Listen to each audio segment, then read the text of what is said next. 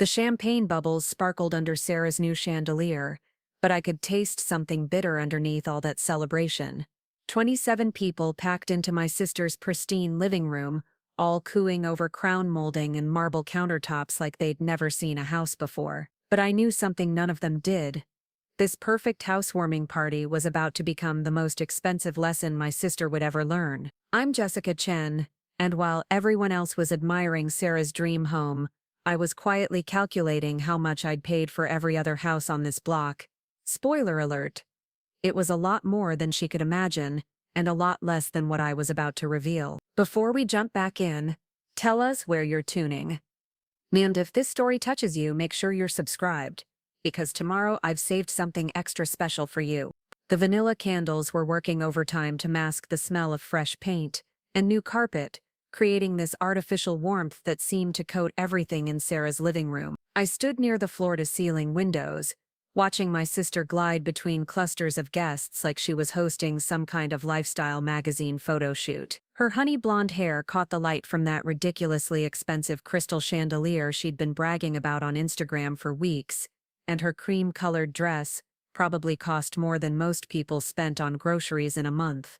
This was Sarah's moment, and she knew every detail had been choreographed to perfection, from the artfully arranged white roses on the mantelpiece to the way she'd positioned the real estate listing photos on her kitchen island, just casually displayed so everyone could see the selling price. $347,000 for a two-story colonial in Maplewood Heights, complete with that wraparound porch and professionally landscaped front yard that looked like it belonged in a home improvement show. I sipped my wine and tried to blend into the background, which wasn't difficult.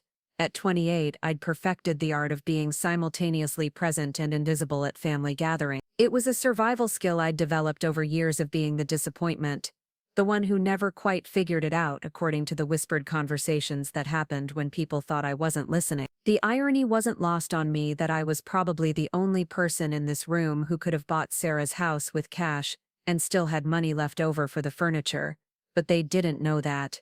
Nobody did. And that was exactly how I'd planned. Sarah's voice carried across the room as she gestured toward the kitchen renovation that had apparently taken 6 months and cost more than some people's annual salary. The granite countertops gleamed under pendant lighting that she'd special ordered from some boutique supplier in North Carolina. Every cabinet handle had been selected with the kind of obsessive attention to detail that Sarah applied to everything in her life, especially when other people were watching. Our parents were making their third tour of the house, Mom clutching her wine glass and making increasingly loud comments about finally having something to brag about to the church lady. Dad nodded along with his usual enthusiasm for Mom's performance, occasionally adding his own observations about the quality of the hardwood floors or the efficiency of the new HVAC. They'd already taken enough photos to fill a small album, each one carefully staged to showcase the success their daughter had achieved. Marcus, Sarah's husband of 3 years, hovered near the kitchen island looking like he'd rather be anywhere else. The poor guy had been scrubbed and pressed into khakis and a polo shirt that made him look like he was dressed for a country club he couldn't afford. He caught my eye across the room and offered one of those weak smiles that said everything about how overwhelmed he felt by his wife's need to impress people. Marcus had always been kind to me, even when Sarah was in one of her moods about my life choices, and I genuinely felt sorry for him tonight. The guest list was exactly what you'd expect from a Sarah Chen production. Her college sorority sisters had driven down from Portland, their designer handbags and perfectly contoured makeup, making the whole thing feel like a reunion for people who peaked in their early 20s. The neighbors had been strategically invited, the ones with nice cars and impressive job titles. Anyway, Sarah's coworkers from the marketing firm were there too, probably wondering if they'd have to pretend to be impressed by features that were standard in most decent homes built after 9. And then there was me, nursing my second glass of wine and trying not to laugh at the cosmic joke of it all. See, while Sarah had been spending the last 2 years posting about her house hunting journey and dropping hints about mortgage pre-approval letters, I'd been quietly building something she couldn't even comprehend. But tonight wasn't about me. Tonight was Sarah's night to shine, to finally prove to everyone that she'd made it, that she was the Chen daughter who understood how the real world worked. The house really was beautiful, I had to admit. Sarah had always had good taste, even if her methods for achieving her goals were sometimes questionable. The living room flowed seamlessly into the dining area, where she'd positioned a table that looked like it cost more than my monthly rent. The walls were painted in some trendy shade of gray that probably had a name like Metropolitan Mist or Urban Sophistication. Every piece of furniture looked like it had been selected by someone who'd spent serious time studying interior design but underneath all that perfection, I could see the stress. Sarah's smile was just a little too bright, her laugh a little too loud. She kept touching her necklace, a nervous habit she'd had since we were kids, and I noticed the way her eyes darted to Marcus whenever someone asked about the mortgage or their plans for starting a family. There were cracks in the facade if you knew where to look, and I'd been watching Sarah perform for our entire lives. The neighborhood itself was impressive too, from what I'd seen during my drive over. Tree-lined streets with sidewalks where people actually walked their dogs. Houses with character and history, most of them well-maintained by owners who took pride in their investment. It was the kind of place where young professionals moved when they were ready to start building equity instead of throwing money away on rent. Exactly the kind of place Sarah had always said she'd live when she got her life together. What none of the people admiring her success story knew was that I'd been studying this neighborhood for months. Not because I was house hunting. I'd moved beyond that stage of wealth building a while ago, but because I'd recognized its potential for the kind of investment strategy that most people never even consider. While Sarah was focused on buying one house to live in, I'd been systematically acquiring multiple properties to generate the kind of passive income that would make her mortgage payment look like pocket change. The party continued to buzz around me, conversations flowing between appreciation for Sarah's decorating choices and speculation about property values in the area. Someone mentioned that houses in Maplewood Heights had appreciated by 15% in just the last 2 years, which made everyone nod knowingly about what a smart investment Sarah had made. Another guest brought up the new shopping complex being built about 10 minutes away, which would supposedly drive even more demand for housing in the area. I found myself genuinely curious about how much research Sarah had actually done before buying here. Had she looked into the neighborhood's long-term development plans? Did she know about the light rail extension that was scheduled to break ground next year? Had she considered how the changing demographics of the area might affect everything from school ratings to local business development? These were the kinds of questions that separated smart home buyers from people who just wanted to own property because it seemed like the thing successful people did. But those questions would have to wait. Right now, Sarah was basking in the glow of achieving something she'd wanted for years. And despite everything that had happened between us, I wasn't heartless enough to ruin that for her. At least not yet. There would be time later for the kinds of conversations that would change everything. Time for revelations that would shift the entire balance of power in our relationship. For now, I was content to observe and weigh. After all, I'd been planning this moment for longer than Sarah had been planning her housewarming party, and patience had always been one of my strongest assets. The night was young, and the best parts of the evening were still ahead of us. The laughter got louder as people moved from wine to champagne, and I could see Sarah's confidence growing with every compliment about her taste and every expression of admiration for what she'd accomplished. She was building up to something. I could tell by the way she kept glancing at me across the room, that particular look she got when she was preparing to make a point that she thought needed making. I took another sip of wine and settled in to watch the show, knowing that very soon, the real entertainment would begin. Sarah moved through her guests like she was conducting an orchestra, each conversation perfectly timed and orchestrated to showcase different aspects of her achievement. I watched her work the room with the kind of practiced ease that came from years of being the family's designated success story, the daughter who always knew how to say the right thing at the right time to the right people. She'd positioned herself near the French doors that led to the back patio, where the outdoor lighting system she'd installed cast a warm glow over her perfectly manicured garden. The positioning wasn't accidental. Sarah never did anything without considering how it would look to other people. From where she stood, guests could see both the interior renovations and the exterior improvements, a visual reminder of the comprehensive transformation she'd accomplished with this property. The crown molding was actually the most challenging part of the renovation.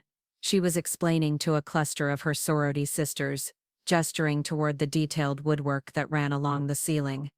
We had to find craftsmen who specialized in period-appropriate restoration. You can't just buy this kind of detail at Home Depot, you know. It took weeks to source the right materials, and then finding someone skilled enough to install it properly was another challenge entirely. Jennifer, one of Sarah's former roommates from college, ran her manicured fingers along the intricate woodwork with the kind of reverence usually reserved for museum pieces. "It's absolutely gorgeous, Sarah. You can really see the difference between this and those cookie-cutter developments they're building everywhere else. This has character, history.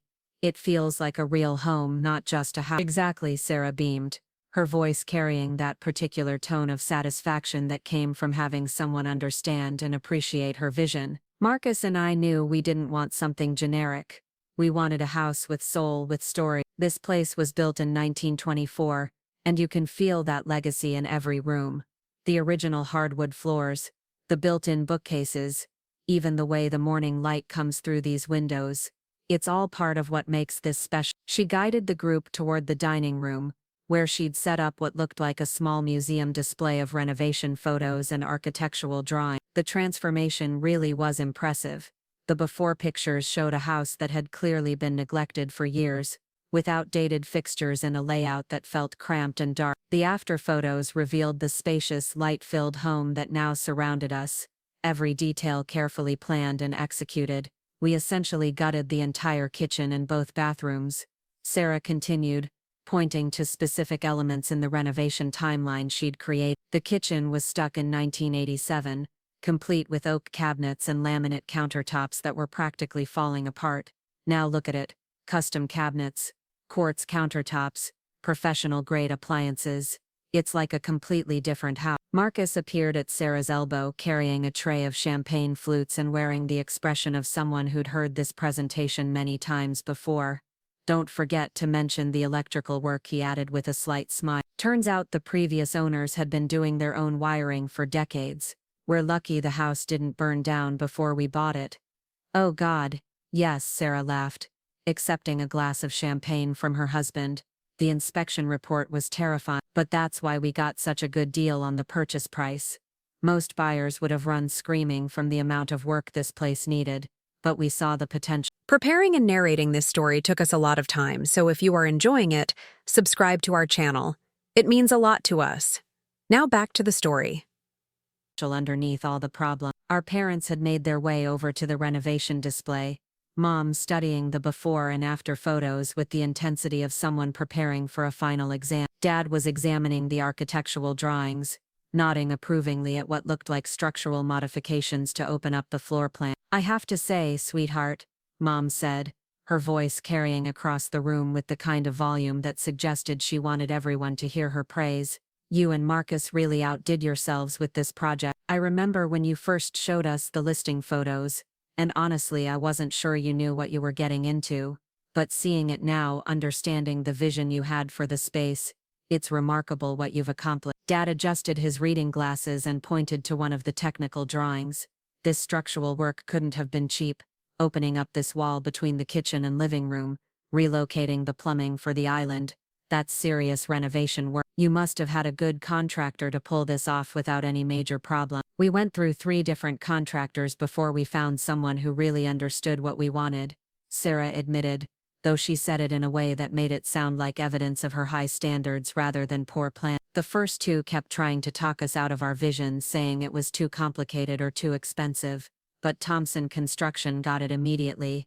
They specialize in historic renovations, so they knew how to work with the existing structure while making the modifications we need." The conversation continued to flow around the technical aspects of the renovation, with Sarah demonstrating an impressive knowledge of construction terminology and project management detail. She'd clearly done her homework, and more importantly, she'd learned how to talk about it in a way that made her sound like an expert rather than someone who'd simply hired good people to do the work. Jennifer was taking photos of the renovation display with her phone, probably already planning her own Instagram post about her successful friend's beautiful new home. "Sarah, you should seriously consider starting a home renovation blog or something. This is the kind of transformation that people would pay to read about. You could monetize your expertise." "That's actually not a bad idea," Sarah mused, her eyes lighting up at the suggestion. I did document the entire process pretty thoroughly. I have photos of every stage, all the research I did on period-appropriate materials, even spreadsheets tracking the budget and timeline. It could be really valuable content for other people taking on similar projects. The idea seemed to energize her even more, and I could practically see the wheels turning as she imagined herself as some kind of renovation influencer. Sarah had always been attracted to the idea of being recognized as an expert in something, and home renovation was certainly having its moment in popular culture. Our cousin Amy had arrived while Sarah was holding court about potential blog opportunities, and she immediately inserted herself into the conversation with the kind of enthusiasm that suggested she'd been following Sarah's renovation journey on social media for months. "I've been showing your progress photos to everyone," Amy gushed, pulling out her own phone to scroll through what appeared to be a carefully curated collection of Sarah's Instagram posts. "The kitchen transformation especially, I mean, it's like those home makeover shows but better because it's real life. You should definitely think about getting some kind of partnership deal with the companies whose products you use. The appliance manufacturers, the cabinet makers, even the paint colors.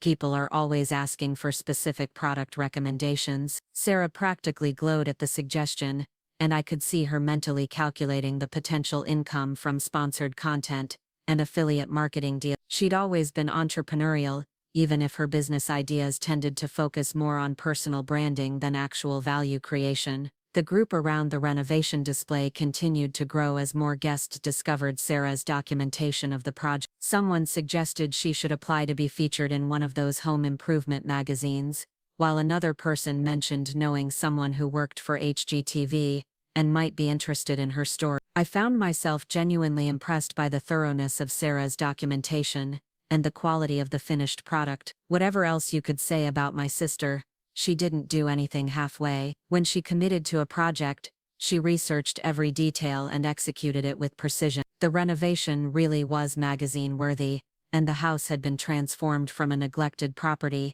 into something that belonged in an architectural showcase. But I also noticed the things that Sarah wasn't mentioning in her presentation. The cost overruns that had pushed the project budget well beyond what they'd originally planned. The 3-month delay that had forced them to extend their apartment lease and juggle 2 housing payments simultaneously. The arguments with contractors that had resulted in some less than perfect compromises in areas that guests wouldn't see. I knew about these details because Marcus had mentioned them during one of our occasional coffee meetups. The informal brother-in-law conversations that happened when Sarah was busy with work and needed someone to vent to about the stress of managing a major renovation while maintaining their regular careers and social obligations. Marcus had confided that the project had tested their marriage in ways they hadn't anticipated, that the combination of financial pressure and constant decision-making had led to some serious discussions about whether they'd bitten off more than they could chew. But looking at him now, standing beside Sarah as she basked in the admiration of their guests,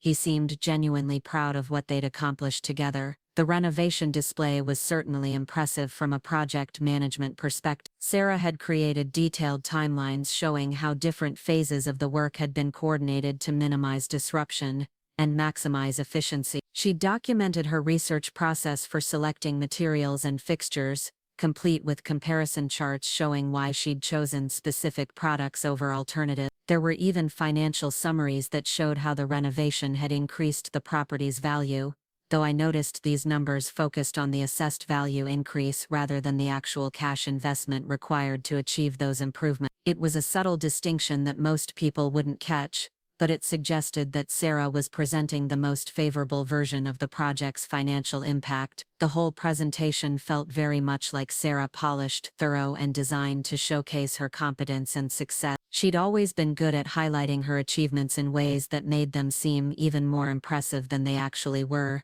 though in this case, the achievement really was substantial regardless of how she chose to frame it. As the evening progressed and the champagne continued to flow, the conversation around the renovation display became increasingly animated. People were sharing their own home improvement horror stories and asking detailed questions about specific challenges Sarah had navigated. She answered each question with the confidence of someone who'd genuinely mastered the subject matter, offering practical advice and lessons learned that could help others avoid similar pitfalls. I had to admit that despite my complicated feelings about Sarah's tendency to overshadow everyone else's accomplishments, She'd earned the right to celebrate tonight. The house really was beautiful, the renovation had been expertly managed, and she'd created something valuable that would serve her family well for years to come. But I also knew that the evening was far from over, and that the conversation was about to take some interesting turns that would reveal aspects of our family dynamic that went well beyond home renovation expertise. Part 3. The performance reaches its peak. The grandfather clock in Sarah's foyer chimed 9 o'clock, and I could see her calculating whether enough time had passed for the main event of the evening. She'd been building up to something all night.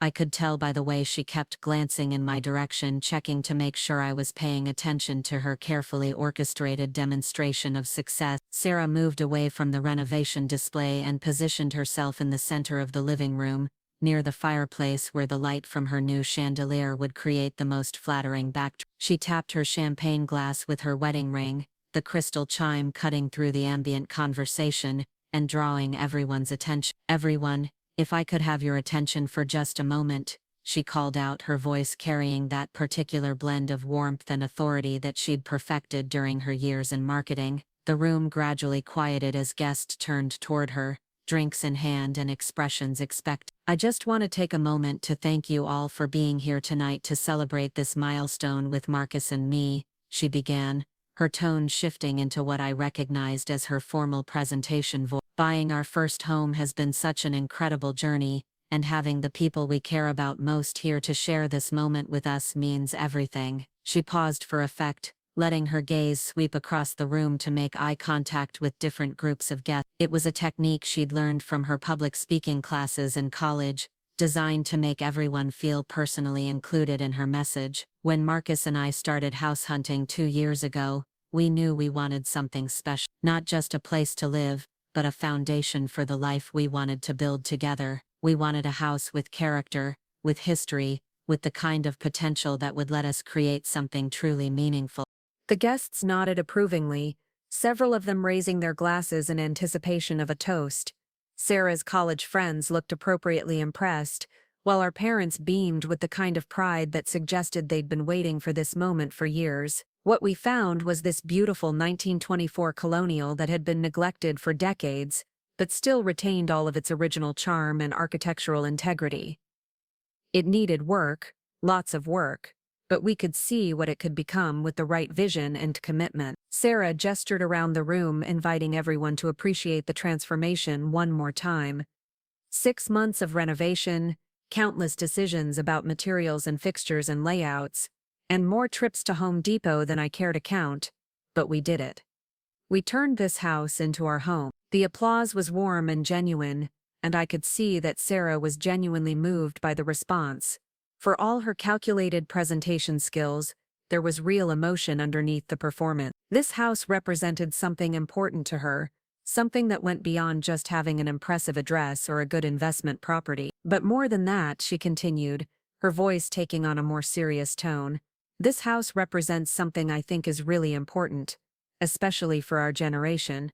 It represents the decision to invest in our future instead of just getting by month to month. It represents building equity instead of throwing money away on rent.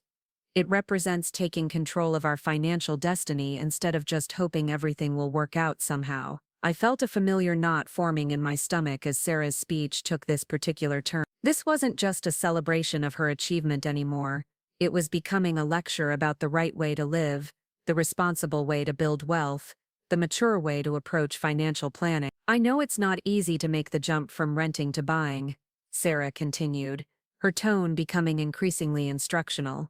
"The down payment, the closing costs, the commitment of a 30-year mortgage, it can all feel overwhelming. But at some point, you have to make the decision to stop being a renter and start being an owner. You have to stop paying someone else's mortgage and start building your own wealth." The guests were nodding along with her message, clearly interpreting it as general advice about the benefits of homeownership. But I could see where this was heading, and I braced myself for what was coming next. Some people spend their whole lives renting, always finding excuses for why they can't make the commitment to buy property.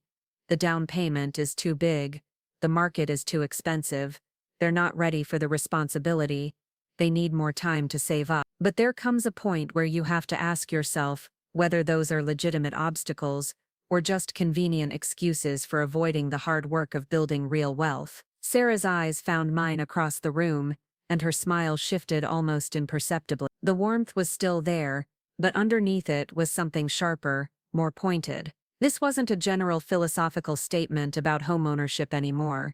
It was a message directed specifically at me. Because the truth is, the longer you wait to start building equity, the further behind you fall. Every month you spend paying rent is money that could have been going toward your own property, your own investment, your own future, and at some point, you have to stop making excuses and start making moves. The room had gone slightly quieter, and I could sense that some of the guests were beginning to pick up on the undercurrent of tension in Sarah's work. Our parents looked uncomfortable, Dad clearing his throat and Mom studying her champagne glass with sudden intensity. Marcus shot Sarah a warning look that she either didn't see or chose to ignore. He'd clearly learned to recognize the signs when his wife was about to cross a line, but he also knew better than to try to redirect her once she'd committed to a particular course of action. "I'm not saying it's easy," Sarah continued, her tone softening slightly as if she was offering comfort to someone struggling with a difficult decision. "I'm not saying everyone has the same opportunities or the same starting point, but I am saying that at some point, you have to decide whether you want to be someone who builds wealth or someone who just gets by, whether you want to be an owner or a renter, whether you want to invest in your future or just hope for the best." She raised her champagne glass and looked directly at me. "So here's to everyone in this room who's made the commitment to build something lasting, something meaningful, something that will still be here long after we're gone. Here's to homeownership, here's to equity building, and here's to having the courage to invest in your own future instead of someone else's." The toast was met with enthusiastic applause and raised glasses, but the mood in the room had shifted. What had started as a celebration of Sarah's achievement had become something more complex, something that felt uncomfortably personal despite being delivered to a room full of people. I raised my own glass and smiled politely, playing my assigned role in Sarah's carefully choreographed performance. But underneath my composed exterior, I was recalculating the timeline for the evening's event. Sarah had just accelerated the schedule considerably, and what I'd planned as a gradual revelation was about to become something much more immediate. As the guests returned to their conversations, Sarah made her way through the crowd toward me, her expression combining satisfaction with anticipation. She delivered her message and was now ready to see how I would respond to her not-so-subtle challenge about my life choices and financial priority. Part 4. The Sisters' Intervention. Sarah approached me with the kind of determined smile that I'd learned to recognize as a warning sign throughout our childhood. It was the expression she wore when she'd decided that someone needed her guidance, whether they wanted it or not. Her champagne glass was nearly empty, which meant her filter was probably operating at reduced capacity, though Sarah had always been someone who said exactly what she was thinking regardless of her sobriety level. "Jess, I'm so glad you could make it tonight," she said, her voice carrying that particular tone of warmth that somehow managed to sound both genuine and condescending at the same time. "I know it must be hard to see what homeownership looks like when you're still stuck in that tiny apartment, but I really think tonight could be inspirational for you." She positioned herself so that we were facing the living room together, giving her the opportunity to gesture toward all the improvements she'd made while we talked. It was a classic Sarah move, creating a visual backdrop that reinforced whatever point she was trying to make. "I mean, look at this place," she continued, her free hand sweeping toward the kitchen renovation that had been the centerpiece of her presentation all evening. 2 years ago, this was just a neglected house that nobody wanted. Now it's a home that's worth almost $400,000. That's wealth building, Jess. That's what it looks like when you stop making excuses and start making investments. I took a sip of my wine and studied my sister's face, noting the flush in her cheeks that came from excitement as much as alcohol. Sarah had always gotten energized when she felt like she was helping someone, even when her help was neither requested nor particularly welcome. "It really is beautiful, Sarah," I replied carefully. "You and Marcus have done incredible work transforming this place. The attention to detail, the quality of the renovation, it's obvious how much thought and effort went into every decision." "Thank you," she said, though I could tell she was waiting for something more than just appreciation for her decorating skill. "But here's what I want you to understand, Jess.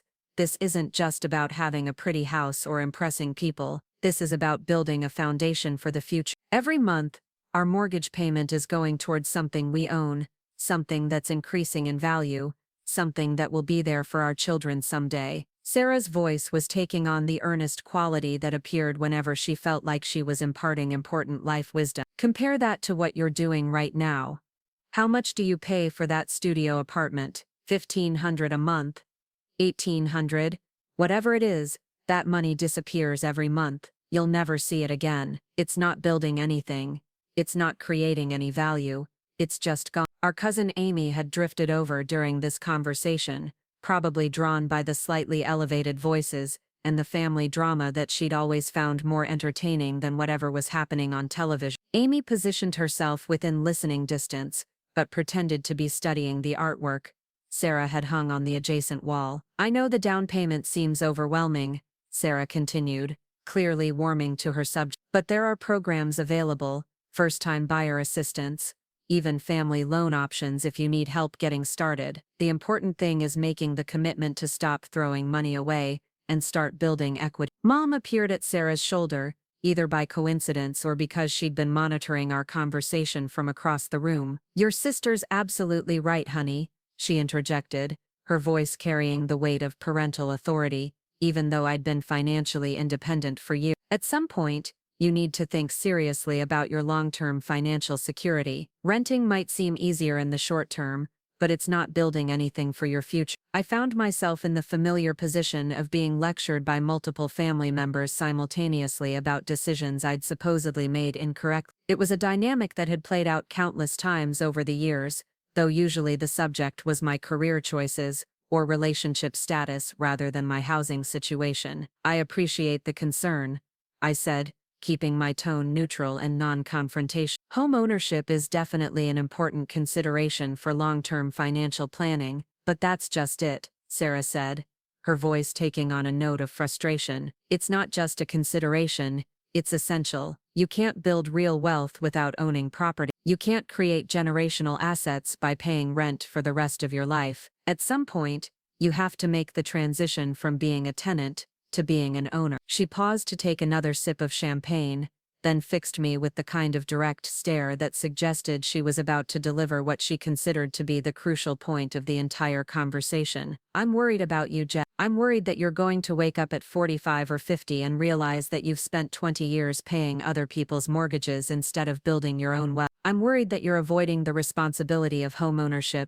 because it seems scary or complicated, and that avoidance is going to cost you hundreds of thousands of dollars in lost equity over the long term. The intervention was picking up momentum now, with Sarah clearly feeling like she was on solid ground talking about financial responsibility and long-term planning. These were subjects she'd studied extensively during her house hunting process, and she'd developed strong opinions about the mistakes that people made when they prioritized short-term convenience over long-term wealth building. Look, I get it, she continued, her tone shifting to what she probably thought was empathy. The commitment of a mortgage can feel overwhelming when you're used to the flexibility of renting. If you don't like your apartment, you can just move when your lease is up. If you have problems with the landlord or the neighbors, you can walk away without losing your investment. Sarah gestured around her living room again, using the space itself as evidence for her argument. But that flexibility comes at a huge cost. Every month you spend in that studio apartment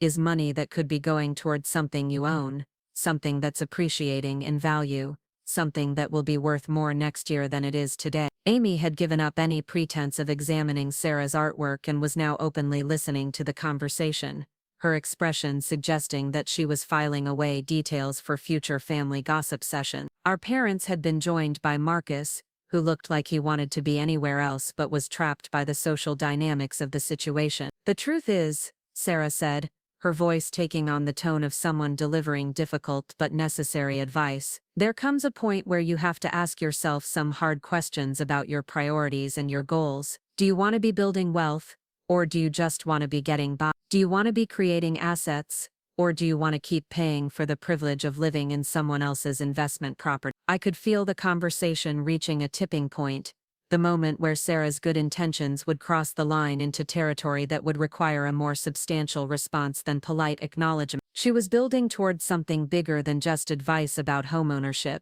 working up to the kind of statement that would fundamentally change the dynamic of our relationship. Because here's what I really think, Jess, she said, her voice dropping slightly as if she was sharing a confidence, though she was still speaking loudly enough for everyone nearby to hear clearly. I think you're smart enough to understand all of this. I think you know that homeownership makes financial sense. I think you know that building equity is better than paying rent indefinitely. She paused for effect, her eyes locked on mine with the intensity of someone who believed she was about to deliver a profound truth. I think the real issue is that you're scared of the commitment, scared of the responsibility, scared of making a decision that you can't easily walk away from, and I understand that fear, I really do. But at some point, you have to decide whether you're going to let that fear control your financial future. The words hung in the air between us like a challenge, and I could see Sarah waiting for my response with the kind of anticipation that suggested she was genuinely curious about how I would defend choices that she'd already determined were fundamentally flawed. Part 5. The gentle probing begins. I took a slow sip of my wine and considered my options carefully. Sarah had just opened a door that she probably hadn't intended to open, creating an opportunity for the kind of conversation that would shift the entire trajectory of the evening. But I needed to proceed carefully, gathering information before revealing anything that would fundamentally change how she viewed our respective positions. You know, Sarah, you make some really interesting points about property investment and wealth building, I said, my tone thoughtful and genuinely curious rather than defensive. I've actually been thinking a lot about real estate lately, trying to understand the different strategies people use to build wealth through property ownership. Sarah's expression brightened immediately, clearly interpreting my response as validation of her advice and evidence that her intervention was having the desired effect. Oh, good. I'm so glad you're finally starting to think seriously about this stuff. It really is the foundation of building long-term wealth, especially for our generation. I nodded encouragingly, allowing her to maintain the impression that she was successfully educating me about concepts I'd supposedly never considered before. What I find particularly interesting is how much the approach can vary depending on your specific financial situation and investment goals. Like, some people focus on buying the nicest house they can afford in the best neighborhood possible, while others prioritize cash flow and return on investment over lifestyle factor. Exactly, Sarah said, warming to the subject with the enthusiasm of someone who'd spent months researching every aspect of real estate investment. That's why Marcus and I were so strategic about our purchase. We didn't just buy the first house we could afford, we bought in a neighborhood with strong appreciation potential, in a property that we could improve to add value, with a mortgage structure that gives us flexibility for future investment. Marcus shifted uncomfortably beside her, probably remembering some of the more stressful moments of their house hunting process when strategy had given way to emotional decision-making and budget constraints. But he didn't contradict Sarah's narrative about their careful planning and financial sophistication. That makes sense, I replied, and this neighborhood does seem to have a lot of potential.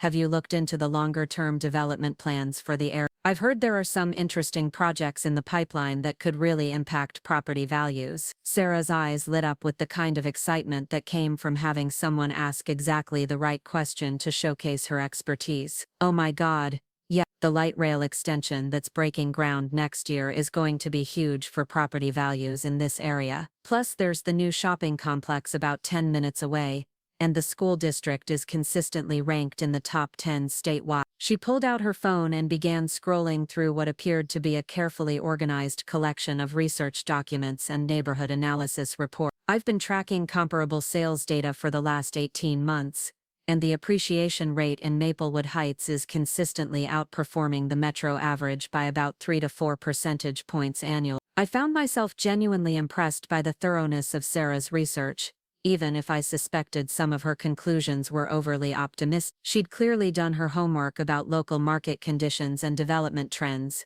though I wondered how much of her analysis had been influenced by her desire to justify a purchase she'd already committed to emotionally. That's really sophisticated analysis. It sounds like you've developed quite a bit of expertise in local real estate markets. Have you thought about expanding beyond just your primary residence? I mean, if you've identified a neighborhood with that kind of appreciation potential, it might make sense to consider additional investment properties in the same area. Sarah's expression became slightly more guarded, though she tried to maintain her confident demeanor. Well, we're focusing on building equity in our primary residence first. Once we've established a solid foundation there, we might consider branching out into rental properties or house flipping. But right now, we want to make sure we're maximizing the value of this investment before we take on additional debt or risk. It was a reasonable answer and probably the financially responsible approach given their current debt-to-income ratio and the cash they'd invested in renovation. But I could hear the slight defensiveness in her tone, the suggestion that she was justifying a limitation rather than describing a strategic choice. That makes perfect sense, I agreed. Building equity in your primary residence is definitely a smart foundation. And you're right that taking on multiple properties too quickly can create cash flow problems if you haven't planned carefully for vacancy rates and maintenance costs. Amy had been listening to our conversation with increasing interest, and she chose this moment to insert herself into the discussion. It's so cool that you guys are having this conversation about investment strategy and wealth building. I feel like our generation is the first one that's really had to figure out financial planning on our own, without being able to rely on traditional pension plans or assuming that Social Security will be there when we retire. Absolutely, Sarah said, clearly pleased to have additional validation for the importance of the subject matter. That's exactly why it's so crucial to start building assets early, to take advantage of compound growth and appreciation over time. The longer you wait to start investing in property, the more you miss out on decades of potential wealth building. I took another sip of wine and decided to push the conversation in a slightly different direction. In suburban Phoenix, 43-year-old Sarah Mitchell discovered an old photograph that would unravel her entire reality. What began as spring cleaning became a journey into her past when she noticed something impossible in the background. Before we continue, drop a comment if you've ever experienced déjà vu. You know what's interesting though is how much the optimal strategy can vary depending on your starting capital and risk tolerance. Like, if someone had significant liquid assets available, they might prioritize cash purchases over leveraged investments, or focus on commercial properties instead of residential ones.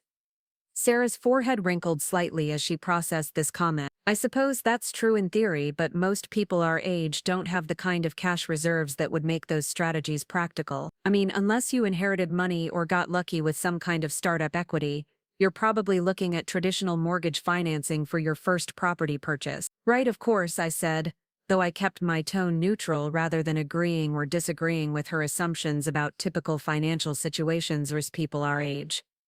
I was just thinking about how different the decision-making process becomes when you have more options available. Like, if someone could afford to buy multiple properties with cash, they might prioritize different factors than someone who's stretching to qualify for a single mortgage. Marcus looked up from his phone, where he'd been presumably checking work emails or sports scores while his wife held court about real estate investment theory. Are you thinking about making some kind of investment, Jeff? Because if you are, Sarah's research on this neighborhood could probably be really helpful.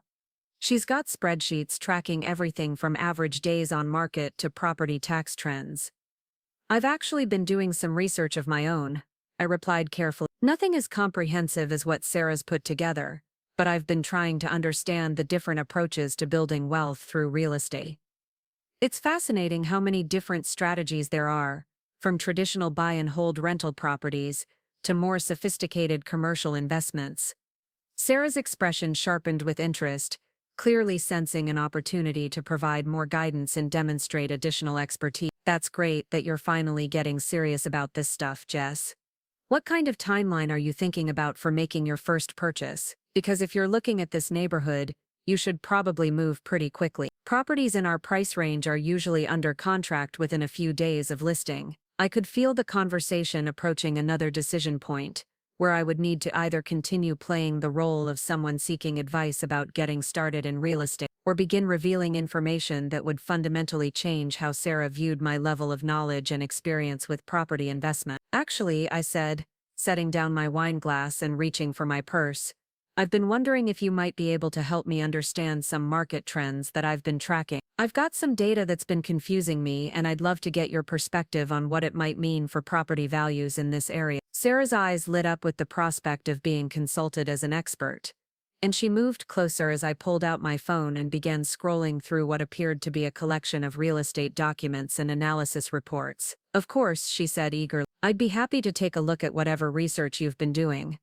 What specifically has been confusing you? I found the document I was looking for and held up my phone so she could see the screen. Well, I've been tracking sales activity in Maplewood Heights for the last few months, and there's this interesting pattern where a lot of properties seem to be selling to the same buyer. I'm trying to figure out what that might mean for the overall market dynamics in the neighborhood. Sarah leaned in to study my phone screen, her expression shifting from eager helpfulness to puzzled concentration as she processed what she was seeing. Sarah squinted at my phone screen, her champagne-enhanced confidence wavering slightly as she tried to process the information I was showing her. The document displayed a comprehensive list of recent property transactions in Maplewood Heights, with purchase dates, sale prices, and buyer information clearly organized in a professional-looking spreadsheet. This is really detailed research, Jess, she said slowly, though I could hear uncertainty creeping into her voice. Where did you get access to this kind of transaction data? Most of this information isn't publicly available until months after close. I smiled and scrolled down to show her additional entries, each one representing another property acquisition in her neighborhood. I've been working with a really good real estate research service. They specialize in providing detailed market analysis for serious investors. The subscription is expensive, but the data quality is exceptional. Sarah's eyes tracked across the screen as she read through the entries, her expression growing more puzzled with each line item. Chan Property Holdings, she read Chan Property Holdings, she repeated, looking up at me with a frown. That's an interesting coincidence. Same last name as us. I noticed that too, I replied casually, though my heart was starting to beat faster as we approached the moment I'd been planning for months. Must be another Chen family getting into real estate investment in this area. It's becoming such a popular strategy for building wealth. Marcus had abandoned his phone and was now looking over Sarah's shoulder at my screen, his expression shifting from polite interest to something approaching concern. Jess, this shows that Chen Property Holdings has purchased 7 properties in our neighborhood in the last 6 months. That's not just investment activity, that's systematic acquisition. 7 properties. Sarah's voice had gone up half an octave, and she grabbed my phone to scroll through the list more carefully. Wait, this can't be right. This shows they bought the Henderson house, and Miss Patterson's place, and that foreclosure on the corner. But those sales all happened at different times, through different realtors. I nodded thoughtfully as if I was just as puzzled by the pattern as she was. That's exactly what's been confusing me about this data. It looks like this Chen Property Holdings entity has been very strategic about their acquisition timeline, spreading out their purchases to avoid drawing attention to their activities. Dad had wandered over during our conversation, probably drawn by the increasingly intense tone of our discussion. What's all this about property acquisitions? He asked, adjusting his reading glasses to peer at my phone screen. Jess has been tracking some interesting market activity in our neighborhood, Sarah explained, though her voice carried a note of unease that suggested she was beginning to suspect there was more to this conversation than she'd initially realized. Apparently there's been a lot of buying activity by the same investor group. Chen Property Holdings, Marcus read from the screen. That's quite a coincidence, having the same name as your family. It really is, I agreed, maintaining my innocent expression while internally preparing for the next phase of the evening's revelations. Although I suppose Chen is a pretty common name, especially in real estate investment circles. Sarah had been studying the transaction data with increasing intensity, and I could see the moment when certain details began to click into place for her. Her face went slightly pale as she read through the property addresses more carefully. Jess, she said slowly, her voice taking on a strange quality. This list shows that Chen Property Holdings bought 147 Maple Street 3 months ago. That's the blue Victorian right next door to us. But the Hendersons told us they sold to a young couple who were planning to renovate. Maybe the young couple was representing the investment company, I suggested. A lot of larger real estate operations use individual buyers as front companies to keep their acquisition strategy confidential. And 151, Sarah continued, her voice getting tighter with each address she read. That's Mrs. Patterson's old house across the street. And 155, the foreclosure property at the end of the block. This Chen Property Holdings Company has been buying up our entire neighborhood. The small group around us had grown as other guests noticed the increasingly serious tone of our conversation. Our parents were now flanking Sarah, both of them looking concerned about whatever information was causing their daughter such obvious distress. "Sweetheart, what exactly are you looking at?" Mom asked, trying to see the phone screen while Sarah continued scrolling through the transaction data. "It's a list of recent property sales in our neighborhood," Sarah explained, though her voice had taken on the kind of controlled calm that suggested she was working hard to manage her growing anxiety. "And it appears that the same investment company has been systematically purchasing multiple houses on our street." Amy had positioned herself where she could see the phone screen, and her eyes widened as she read through the entries. "Oh my God, Sarah, they've bought like half your block. That's not normal investor activity. That's like a corporate takeover of your neighborhood." I maintained my concerned expression while watching Sarah process the implications of what she was seeing. This was the moment I'd been building toward, the careful setup that would make her final realization even more devastating when it finally arrived. "The thing that's really concerning," Marcus said, his voice taking on the kind of serious tone he usually reserved for work-related problems, "is that if one entity controls this much of the neighborhood, they essentially control property values and rental markets for the entire area." Sarah looked up from my phone with an expression that combined confusion with the first hints of genuine fear. "What does that mean for us? What does it mean for our investment?" "Well," I said carefully, "it depends on what this Chen Property Holdings Company is planning to do with all these properties. If they're planning to maintain them as rental units and keep the neighborhood stable, it might actually be good for property value. But if they're planning some kind of development project or dramatic changes to the character of the area," I let the sentence trail off, allowing Sarah's imagination to fill in the worst-case scenario. She was already clearly rattled by the discovery that her neighborhood had been quietly acquired by a single entity, and I could see her mentally calculating how this might affect her own investment. "Can you scroll back to the top of this list?" she asked, her voice tight with concentration. "I want to see the dates and purchase prices for all of these transactions." I obliged, slowly scrolling through the document while Sarah studied each entry with the kind of intense focus she usually reserved for work presentation. I could see her trying to piece together a timeline and strategy from the acquisition pattern, looking for clues about what kind of investor operation she was dealing with. "These purchase prices are all really competitive," she noted, though there was no relief in her observation. "They're paying cash, closing quickly and offering above asking price in most cases. This isn't some bottom feeder operation looking for distressed properties. This is serious money moving strategically." Dad leaned in closer to study the financial detail. "Jessica, where did you say you got access to this kind of detailed transaction data?" "This is the kind of information that real estate professionals pay premium subscriptions to access. I've been working with a research service that specializes in investment analysis," I replied, which was technically true even if it was wildly incomplete. "They provide detailed market intelligence for clients who are serious about building real estate portfolios." "Clients who are serious about building real estate portfolios," Sarah repeated slowly, her eyes narrowing as she looked at me with a new kind of attention. "Jess, exactly how serious are you about getting into real estate investment? Because this level of market research suggests you're thinking about more than just buying your first home." The conversation had reached another inflection point, and I could feel the energy in the room shifting as people began to sense that there were layers to this discussion that hadn't been revealed yet. Sarah's instincts were telling her that something didn't add up about my sudden interest in detailed market analysis,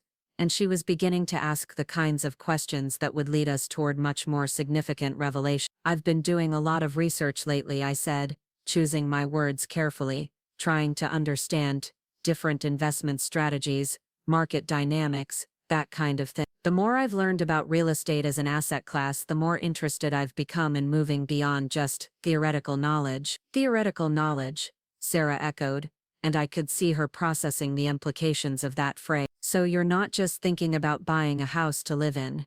You're thinking about real estate as an investment vehicle. I think it makes sense to understand all your options before making major financial commitments," I replied. especially when you're talking about the kind of money that real estate transactions involve. Marcus was still studying the data on my phone, and his expression had grown increasingly concerned as he worked through the numbers. Jess, if this Chen Property Holdings Company has spent this much money acquiring properties in our neighborhood, they're not just casual investors. This represents several $1 million in acquisitions over a very short time frame. Several $1 million, Sarah repeated quietly, and I could see her mental calculations accelerating as she tried to understand what kind of operation she was dealing with. Who has that kind of cash available for real estate speculation? And why would they choose our neighborhood specifically? That's exactly what I've been trying to figure out, I said, maintaining my puzzled tone while internally preparing for the next phase of the evening's revelation. The pattern is so systematic, so well funded, that it suggests either a very sophisticated investment operation or someone with very specific plans for this area. Amy had been following our conversation with the kind of fascinated attention that people usually reserved for particularly dramatic television shows. This is like something out of a movie, she said. Some mysterious company secretly buying up an entire neighborhood, while the residents have no idea what's happening. It's not mysterious, I corrected gently. The transactions are all properly recorded and legally executed. It's just that most people don't have access to the kind of comprehensive market data that shows the full pattern of acquisition activity. Sarah had been quiet for several moments, clearly working through something in her mind. When she looked up at me again, her expression had changed from confused concern to something approaching suspicion. Jess, she said slowly, you keep talking about this research service you're using and the detailed market analysis you've been doing, and your interest in sophisticated investment strategy. But 6 months ago you were telling us that you were happy renting because you didn't want the responsibility of homeownership. The group around us had grown noticeably quiet, sensing that the conversation was building towards something significant. Our parents were watching the exchange between Sarah and me with the kind of careful attention that suggested they knew family dynamics were at play, even if they didn't understand exactly what was happening. People's perspectives can change when they learn more about their options, I replied diplomatically. The more I've studied real estate investment, the more I've realized that there are strategies I hadn't considered before. Strategies you hadn't considered, Sarah repeated, her voice taking on the kind of sharp edge that appeared when she thought someone was being evasive with her. Like what kind of strategy? Because this level of market research and analysis suggests you've moved well beyond just considering your options. I took a sip of wine and considered how much information to reveal at this particular moment. Sarah was clearly becoming suspicious about the disconnect between my supposed beginner status and the sophistication of the research I was sharing, but I wasn't quite ready for the full revelation yet. I've been particularly interested in the portfolio approach to real estate investment, I said carefully. Instead of putting all your capital into one property, diversifying across multiple smaller investments to spread risk and maximize cash flow potential. The portfolio approach, Marcus said, his eyebrows rising as he processed the implications. That's advanced strategy, Jess. Most people spend years building up to that kind of investment sophistication. Unless, Sarah said slowly, her eyes locked on mine with increasing intensity, someone already has significant experience with real estate investment, and just hasn't been sharing that information with their family. The accusation hung in the air between us, and I could see Sarah working through the logical implications of everything she'd observed tonight. My access to premium market data, my familiarity with sophisticated investment terminology, my detailed knowledge of acquisition patterns in her neighborhood, none of it aligned with the narrative of someone just beginning to consider real estate as an investment option. That would be quite a secret to keep, I replied, maintaining my neutral tone while internally acknowledging that we were rapidly approaching the moment when maintaining my cover story would become impossible. It would be, Sarah agreed, though her voice suggested she was becoming increasingly convinced that exactly such a secret was being kept. But it would also explain a lot about this conversation, and about why you seem to know so much about investment strategies that most people spend years learning. The tension in the room was becoming palpable, with guests beginning to sense that whatever was happening between Sarah and me went well beyond a casual conversation about real estate market. Our parents looked increasingly uncomfortable,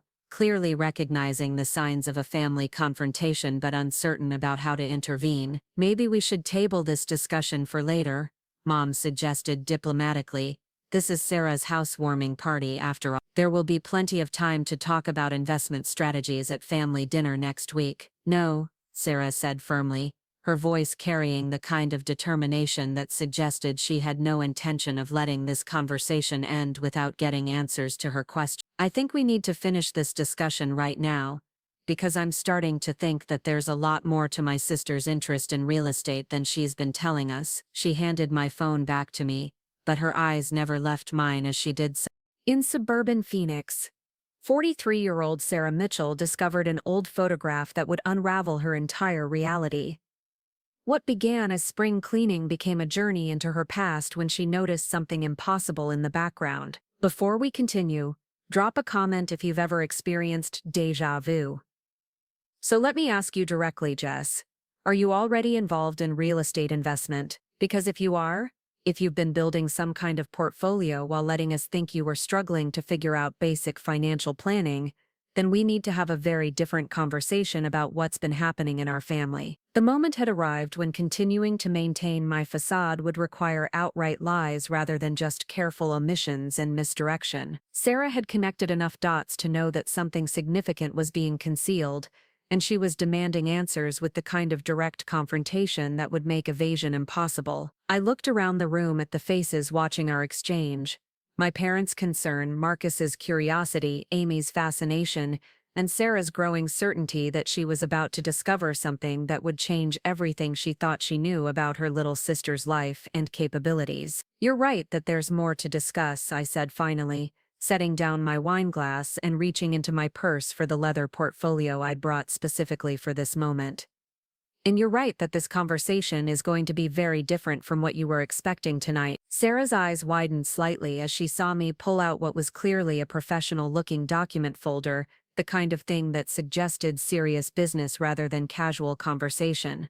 "What is that?" she asked, though her voice suggested she was already bracing herself for an answer that would fundamentally change her understanding of the evening's events. I opened the leather portfolio slowly, allowing the anticipation to build as Sarah watched my every movement. The first document I removed was a property deed, officially notarized and bearing the seal of the county clerk's office. I placed it carefully on Sarah's granite countertop, positioning it so that everyone gathered around us could see the header information clearly. "This," I said quietly, "is the deed to 207 Meanwell Street, the blue Victorian house next door to you, Sarah. The one you thought was sold to a young couple planning renovation." Sarah's hand trembled slightly as she reached for the document, her eyes scanning the legal text until she found the buyer information. Her face went completely white as she read the name printed in bold type across the bottom of the page. "Chen Property Holdings LLC," she whispered, then looked up at me with an expression of complete bewilderment. "But how did you get this? Why do you have the deed to our neighbor's house?" "Because I am Chen Property Holdings," I replied simply. "It's my company, Sarah. I'm the sole owner and operator of the entity that's been systematically acquiring properties in your neighborhood for the past 8 months. The silence that followed my statement was deafening. Sarah stared at the deed in her hands as if it were written in a foreign language, while our parents exchanged glances that suggested they were trying to process information that fundamentally contradicted everything they thought they knew about their younger daughter. Marcus was the first to find his voice.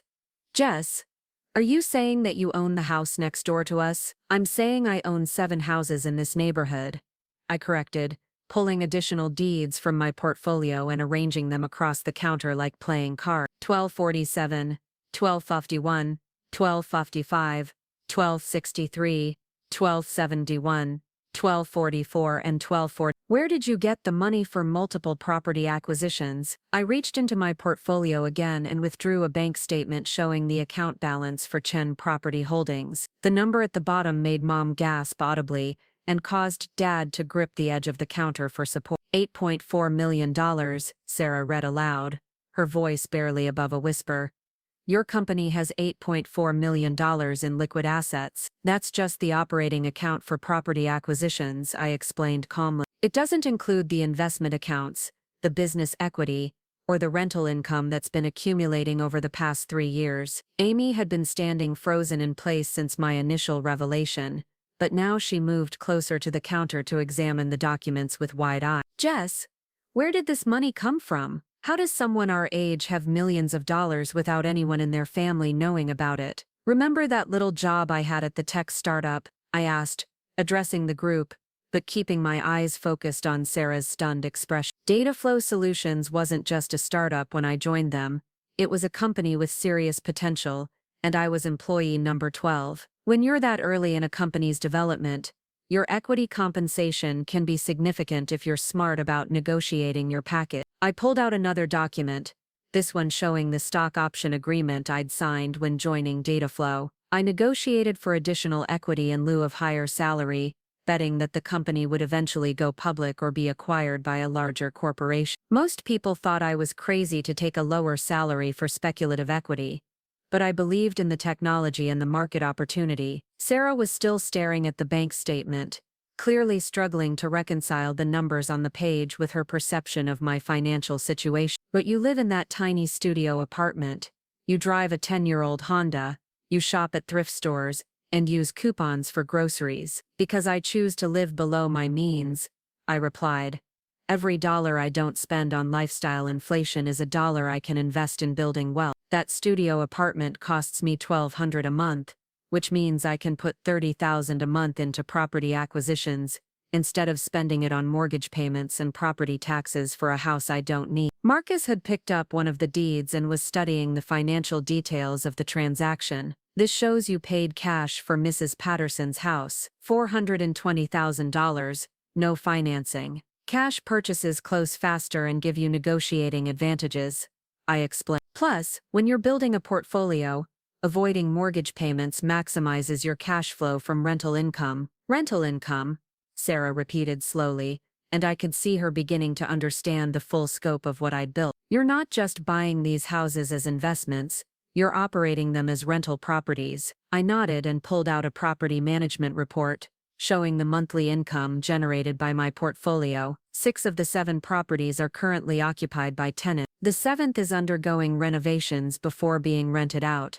The total monthly rental income is approximately $38,000. The number hit the room like a physical blow. Our parents sat down heavily in Sarah's dining chairs, while Amy made a small choking sound and reached for the nearest wine glass. $38,000 per month, Dad said slowly, as if testing whether the words made sense when spoken aloud. Jessica, that's more than most people make in a year. It's more than Sarah and Marcus make combined, I added, though I kept my tone neutral rather than gloating. And it's completely passive income. The property management company handles tenant relations, maintenance, and rent collection. I just collect the monthly reports and bank deposits. Sarah had been quiet throughout this exchange, but now she looked up at me with an expression that combined shock with something approaching betrayal. Why didn't you tell us? Why did you let us think you were struggling financially while you were building a real estate empire? Because every time I tried to talk about my work or my plans, I was dismissed, I replied, my tone remaining calm despite the emotional charge of the question. Remember when I mentioned I was studying real estate investment strategies? You told me I was getting ahead of myself and should focus on realistic goals like finding a boyfriend and getting a mortgage for a starter home. I reached into my portfolio and pulled out printed copies of text messages and emails, spreading them across the counter alongside the property deeds. These are conversations we've had over the past 2 years. Every time I tried to discuss my business plans or investment strategies, I was told I didn't understand how the real world worked. Sarah's face flushed as she recognized her own words in the printed conversations. I was trying to help you be realistic about your situation. You were making assumptions about my situation without bothering to ask questions about what I was actually doing, I corrected. You assumed that because I lived modestly and worked at a startup I must be struggling financially. You never considered that those might be strategic choices rather than evidence of failure. Mom finally found her voice, though it came out shakier than usual. Sweetheart, why didn't you tell us about the company going public? We would have been so proud of your success. Would you have been? I asked, meeting her eyes directly. Or would you have immediately started giving me advice about what I should do with the money? Because based on tonight's conversation about my rental apartment and my supposed need for financial guidance, I'm not convinced my success would have been celebrated rather than managed. The accusation hung in the air between us, and I could see our parents struggling with the uncomfortable recognition that I might be right about their likely reaction to news of my financial success. "But this changes everything," Sarah said, gesturing toward the documents spread across her counter. "If you've had this kind of money all along, if you've been building this real estate portfolio while we thought you needed help with basic financial planning, why didn't you tell us? Why let us worry about you?" "Because your worry wasn't really about me," I replied, my voice taking on a harder edge as we approached the emotional core of the evening's revelations. "Your worry was about how my supposed failures reflected on the family. You weren't concerned about my well-being. You were embarrassed that your sister didn't fit the successful daughter narrative you wanted to present." I pulled out my phone and opened a folder containing screenshots of social media posts and group text conversations. "These are messages you've sent to cousins, college friends, and family members over the past year. Would you like me to read some of them aloud?" Sarah's expression shifted from shock to apprehension as she realized what I was about to reveal. "Jess, those were private conversations." "Were they?" "Because Amy forwarded most of them to me, along with messages from other family members who thought I should know what was being said about my life behind my back." I began reading from the screenshots, my voice steady despite the painful content. "From your group chat with your sorority sisters. I'm really worried about my sister. She's almost 30 and still living like a college student. I keep trying to give her advice about building equity and planning for the future, but she doesn't seem to understand how the real world works." Sarah's face went pale as she heard her own words read back to her, but I continued. "From your conversation with cousin Amy, I love Jess, but she's never going to own property. Some people just don't have the drive to build real wealth. Marcus and I are thinking about offering to help her with a down payment, because we're not sure she can make it on her own." "I was trying to help," Sarah whispered, but her voice lacked conviction. Were you enjoying the opportunity to position yourself as the successful sister who had figured out what the younger one couldn't understand?" I pulled out another screenshot. "From your text to Mom last month, I'm worried that Jess is going to wake up at 40 and realize she's wasted her 20s. Maybe we should stage some kind of intervention to help her understand the importance of homeownership and financial plan." Mom looked stricken as she heard this, clearly recognizing the conversation and perhaps beginning to understand how their well-meaning concern had been perceived and experienced. "And my personal favorite," I continued, "from your Instagram story 3 weeks ago. So grateful to finally be building real wealth through homeownership. Some people talk about their dreams, others make them reality." Posted right after our coffee date where I listened to you complain about your mortgage payments for an hour. The room had gone completely silent except for the sound of Sarah's increasingly rapid breathing. Marcus looked like he wanted to disappear entirely, while our parents seemed to be grappling with the realization that their family dynamics were far more complicated than they'd understood. "I never meant for those messages to sound cruel," Sarah said, finally, though her voice was shaky. "I genuinely thought you were struggling and I wanted to help." "You wanted to help someone you assumed was failing," I corrected. "You never asked about my actual situation because you'd already decided what my story was, and that story made you feel better about your own choices and achievements." I gathered the documents from the counter and returned them to my portfolio, the gesture signaling that the revelation portion of the evening was complete. "For what it's worth, Sarah, I think you've done a beautiful job with this house. The renovation is impressive,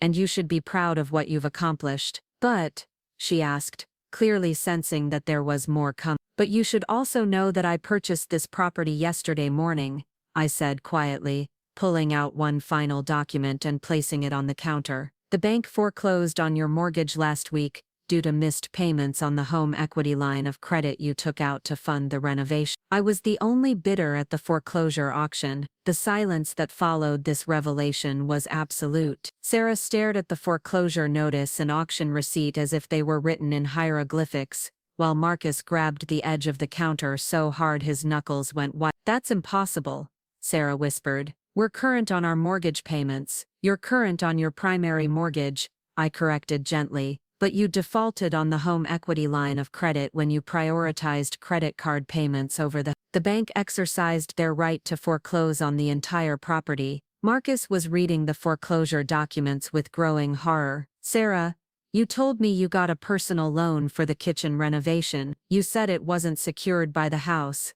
I thought I could manage the payments, Sarah said, her voice breaking. The contractor costs went over budget, and then the credit cards were maxed out, and I thought I could catch up before anyone noticed. Well, the bank noticed, I said, though my tone was more sad than angry. And they moved quickly once you missed the second payment. The foreclosure process in this state is very efficient when the paperwork is in order. Our parents looked shell-shocked, clearly struggling to process both the revelation of my wealth and the discovery of Sarah's financial deception. Dad was studying the foreclosure notice with the kind of careful attention he usually reserved for his own business documents. So what happens now? Mom asked, her voice barely above a whisper. Where does Sarah live? What happens to the house? That's up to Sarah, I replied, looking directly at my sister. I'm prepared to offer you a rental agreement at $1,500 a month, which is below market rate for this property. Your mortgage payment was $2,800, so you'd actually save money every month. You want us to rent our own house from you? Sarah asked, the irony of the situation clearly not lost on her. I want to offer you the option to stay in your home without the crushing debt burden that was going to destroy your financial future, I corrected. The difference between rent and mortgage payments could go toward paying down your credit card debt and rebuilding your financial stability.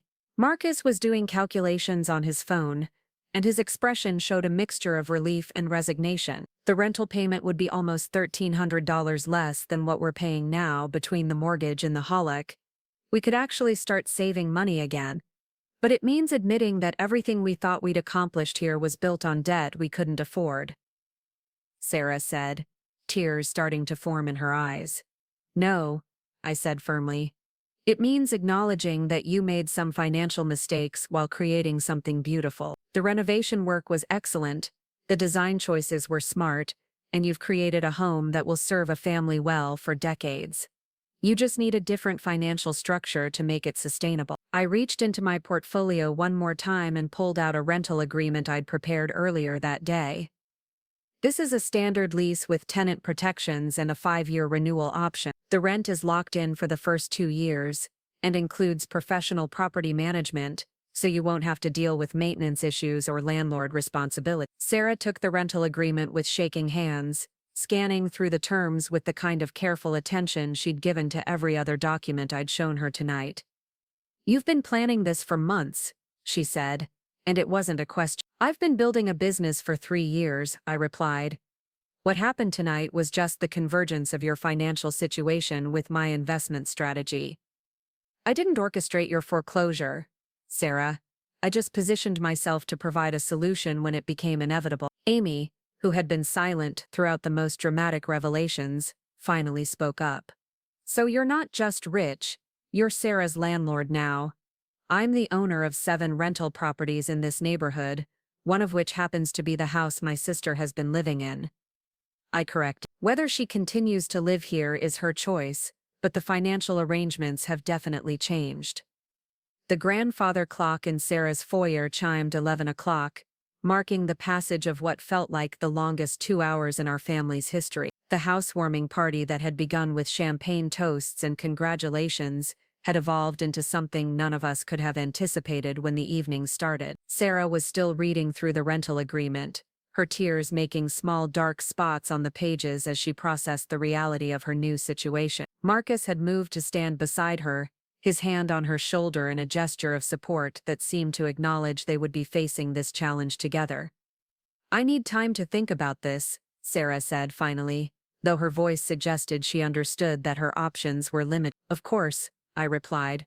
The foreclosure gives you 30 days to vacate, but if you decide to accept the rental agreement, there's no disruption to your occupancy.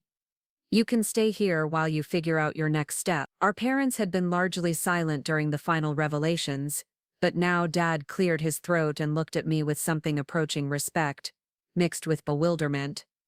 Jessica, what you've built is remarkable. The business acumen, the strategic thinking, the financial discipline, it's impressive beyond anything we realized you were capable of.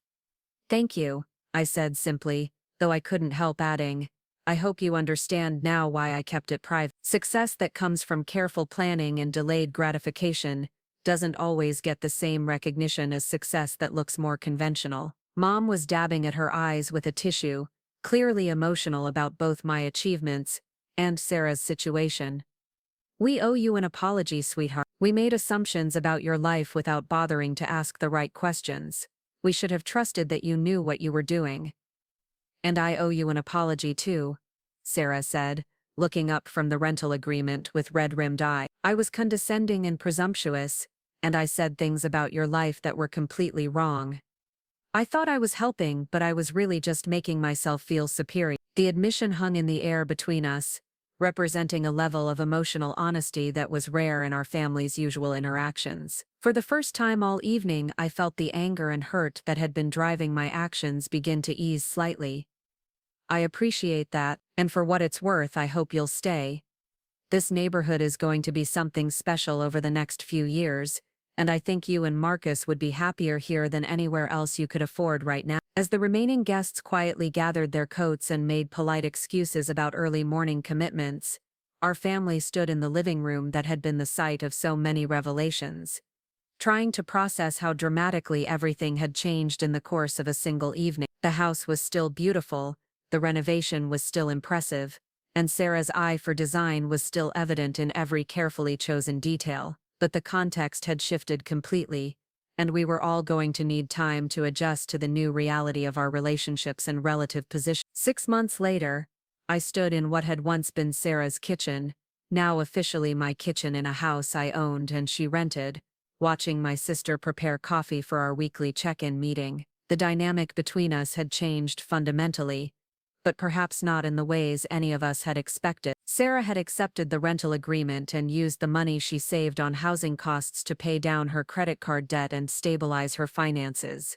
She'd also started a home renovation blog that was beginning to generate modest income through sponsored content and affiliate marketing. Most importantly, she'd stopped making assumptions about other people's financial situations and started asking better questions about the choices they made. Our parents had adjusted to the reality that their younger daughter was the family's most successful member, though they still occasionally slipped into giving me advice about investments and business decisions. They'd also become more thoughtful about the ways they discussed their children's achievements with extended family and friends. Marcus had thrived in the rental situation, freed from the stress of mortgage payments and property maintenance. He'd used the extra money to start a small business doing handyman services for other rental properties in the neighborhood, creating a nice side income while staying connected to the renovation work he genuinely enjoyed. As for me, I'd continued expanding my real estate portfolio, purchasing properties in 2 adjacent neighborhoods,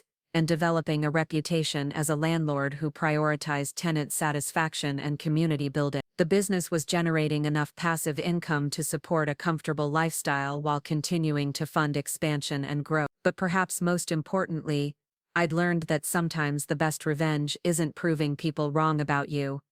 It's creating opportunities for them to discover who they really are when their assumptions are stripped away. Sarah had turned out to be more resilient and adaptable than either of us had realized, and our relationship was stronger for having moved beyond the superficial dynamics that had defined it for so many years. The house still smelled like vanilla candles and fresh coffee, but now it also carried the scent of something harder to define: the fragrance of honest relationships and second chances, of success that was measured not just in dollars and equity, but in the quality of the connections between people who had learned to see each other more clearly. The morning sun streamed through the windows of what used to be Sarah's dream kitchen as I sat at the granite island, reviewing quarterly reports for Chen Property Holdings, while sipping coffee from a mug that still bore the logo of her renovation contract. 6 months had passed since that pivotal housewarming party, and the transformation that had occurred went far beyond simple changes in property ownership or family dynamics. Sarah emerged from the hallway carrying her laptop and a stack of papers, her morning routine now including content creation for the home renovation blog that had become her unexpected path to financial independence. She'd grown her following to over 50,000 subscribers by documenting not just the aesthetic aspects of home improvement, but the real financial realities of renovation projects, including the mistakes that could lead to foreclosure and the creative solutions that could help families recover from financial setbacks. The lighting equipment company wants to sponsor next month's content series, she announced, settling into the chair across from me at what had once been her own kitchen island. They're offering $1,500 plus free products for a 3-part series on upgrading rental properties without major construction work. I looked up from my financial reports, genuinely impressed by how quickly she'd built her content creation business. That's fantastic, Sarah. Your engagement rates must be really strong to attract that kind of sponsorship deal. They are, but I think it's more about the authenticity of the content, she replied,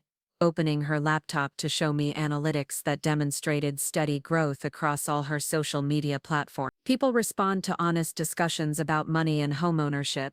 There's so much fantasy content out there about home renovation, but not enough practical advice about budgeting, financing, and what to do when things go wrong. The irony of Sarah becoming an expert voice on responsible financial planning in the home improvement space wasn't lost on either of us, but it represented the kind of genuine growth that had made the difficult conversations of that evening worthwhile. She'd channeled her experience with renovation challenges into content that was helping thousands of people make better decisions about their own housing investment. Marcus appeared in the doorway, wearing work clothes and carrying the toolbox that had become essential equipment for his expanding handyman business. Over the past 6 months, he'd built a client base that included 12 of my rental properties, plus several dozen other homeowners in the surrounding neighborhoods who'd hired him based on referrals from satisfied tenants. Ms. Rodriguez at 2063 wants to add built-in shelving to her home office, he reported,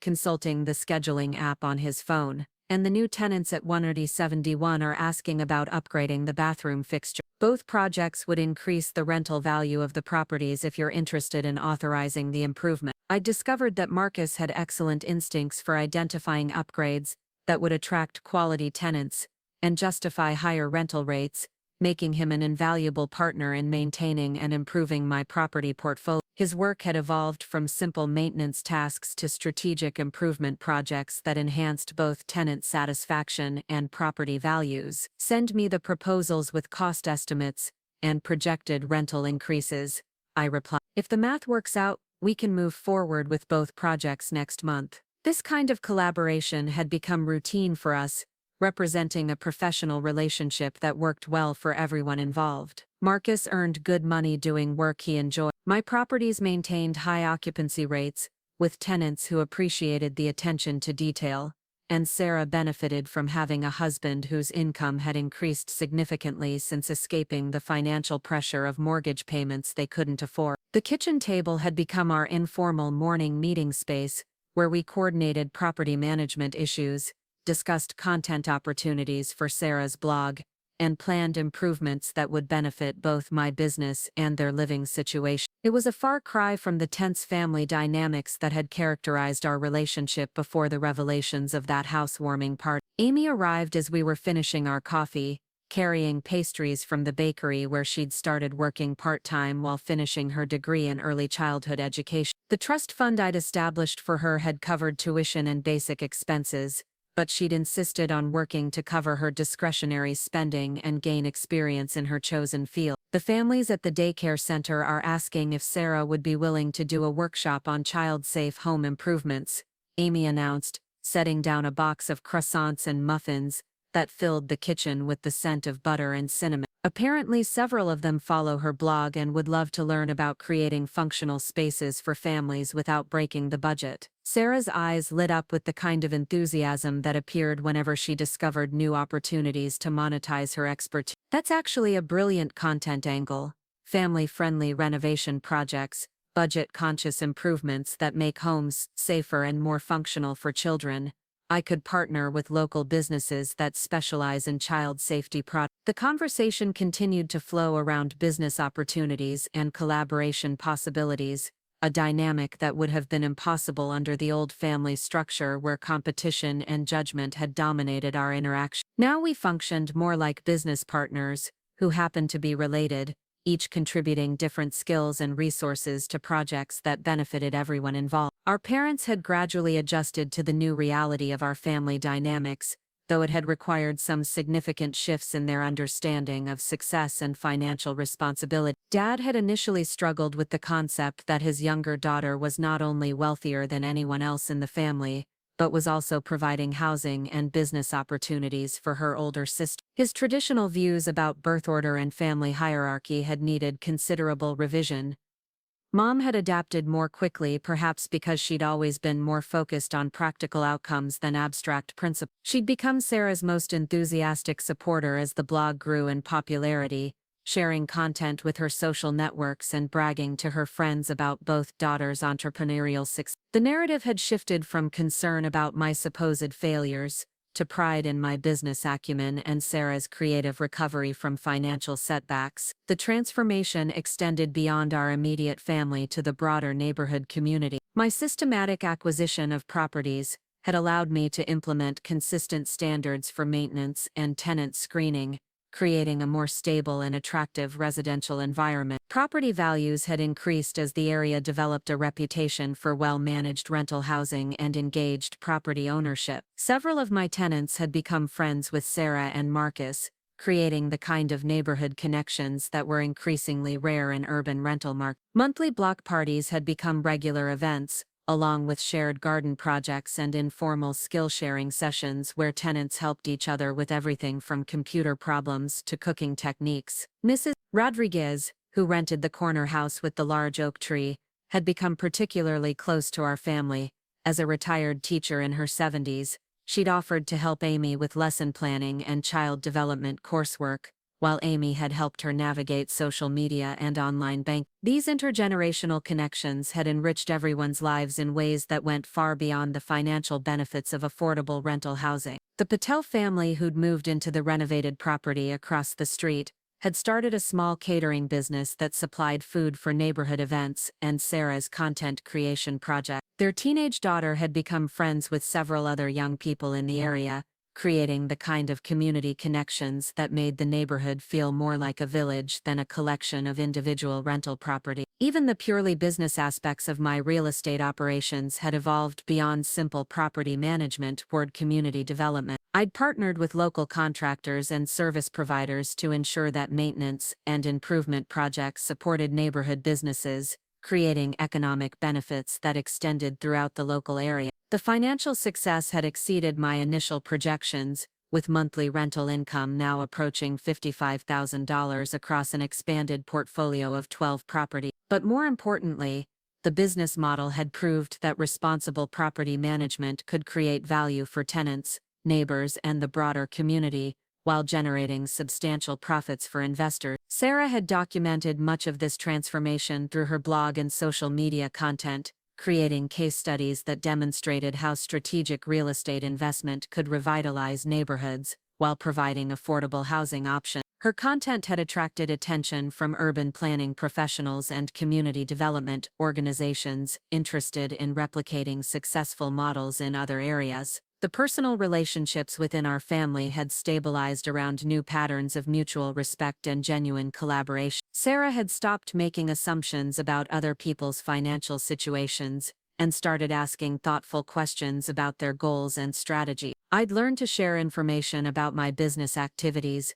rather than maintaining the secretive approach that had created so much family tension. Our parents had developed more sophisticated understanding of different paths to financial success, recognizing that unconventional approaches could be just as valid as traditional career trajectories. They'd also become more supportive of both daughters' entrepreneurial activities, offering encouragement and practical assistance, rather than unsolicited advice about decisions they didn't fully understand. Marcus had emerged as the family member most comfortable with the new dynamics, perhaps because he'd never been invested in the competitive aspects of sibling relationships that had characterized interactions between Sarah and me. His handyman business had become an important component of my property management strategy, while his marriage to Sarah had strengthened as financial pressures decreased. and their individual talents found productive outlets. The ripple effects of that transformative evening had extended into professional networks and business relationships throughout the real estate and content creation industry. Sarah's blog had become a respected voice in the home improvement space, leading to speaking opportunities at industry conferences and collaboration requests from major home improvement retailers. My property management company had developed a reputation for innovative approaches to tenant relations and community building, attracting inquiries from other real estate investors interested in implementing similar strategies. The business had grown beyond simple rental property ownership to include consulting services for investors who wanted to create positive community impact while generating strong financial return. The success had also created opportunities to support causes and organizations that aligned with our values around housing accessibility and community development. I'd established a scholarship fund for young people pursuing careers in construction, property management, and urban planning, while Sarah had partnered with nonprofit organizations that provided home improvement assistance to low-income families. Looking back on that pivotal housewarming party, it was clear that the evening had catalyzed changes that none of us could have anticipated when it began. What had started as Sarah's celebration of homeownership achievement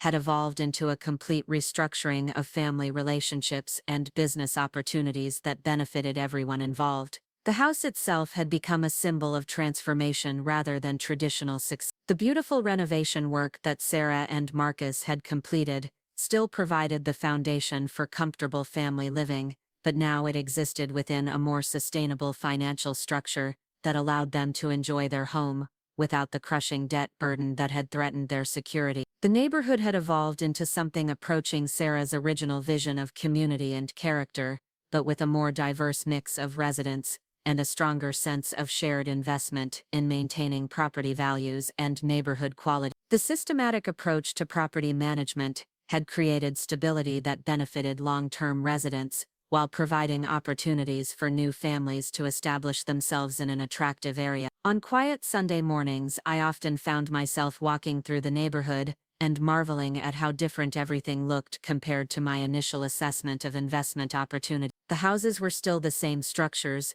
the streets followed the same layout, and many of the original residents remained in place. But the atmosphere had shifted towards something more intentional and collaborative, reflecting the values and priorities that had emerged from our family's unexpected journey. Sarah would sometimes join me on these walks, pointing out details of landscaping or architectural features that she was documenting for her content creation project. Our conversations during these outings covered everything from business strategy to family relationships to broader questions about community development and social responsibility. "Do you ever regret how everything played out that night?" she asked during one of our recent morning walks, as we paused to admire the garden that Mrs. Rodriguez had created in her front yard. I considered the question carefully, thinking about all the ways our lives had changed since that evening, when assumptions were challenged and hidden truths were revealed. "I regret that it took a confrontation to get us to honest communication," I replied finally, "but I don't regret the outcome. Our relationships are stronger now, your business is thriving, and this neighborhood has become something special." "I regret being so condescending and presumptuous," Sarah said, her tone carrying the weight of genuine remorse. "I was so focused on proving my own success that I couldn't see what you were actually accomplishing. I missed out on years of being proud of my sister because I was too busy trying to feel superior." These kinds of conversations had become possible between us, representing a level of emotional honesty that had been missing from our relationship for most of our adult lives. The financial revelations had stripped away the superficial competition that had characterized our interactions, creating space for more authentic connection and mutual support. As we completed our circuit of the neighborhood and returned to the house that now represented so much more than a successful real estate investment, I reflected on the lessons that had emerged from our family's unexpected transformation. Success could take many different forms, relationships could be rebuilt on foundations of honesty and respect, and communities could be strengthened through thoughtful investment and genuine care for shared outcomes. The sun was setting over Maplewood Heights as Sarah and I sat on the front porch that had been featured in so many of her social media posts, discussing plans for the coming week and the expanding opportunities that continued to emerge from our collaborative approach to business and family relationships. The house still smelled like vanilla candles and fresh coffee, but now it also carried the scent of something more substantial, the fragrance of authentic relationships and second chances, of success that was measured not just in dollars and equity but in the quality of connections between people who had learned to see each other more clearly and support each other more generously. The housewarming party that had begun with champagne toasts and hidden resentments had evolved into something none of us could have anticipated, a complete transformation of family dynamics, business opportunities, and community relationships that continued to generate positive outcomes for everyone involved. Sometimes the best revenge really isn't proving people wrong about you but creating opportunities for them to discover who they can become when their assumptions are stripped away and their true potential is allowed to flourish. Up next, you've got 2 more standout stories right on your screen. If this one hit the mark, you won't want to pass these up. Just click and check them out.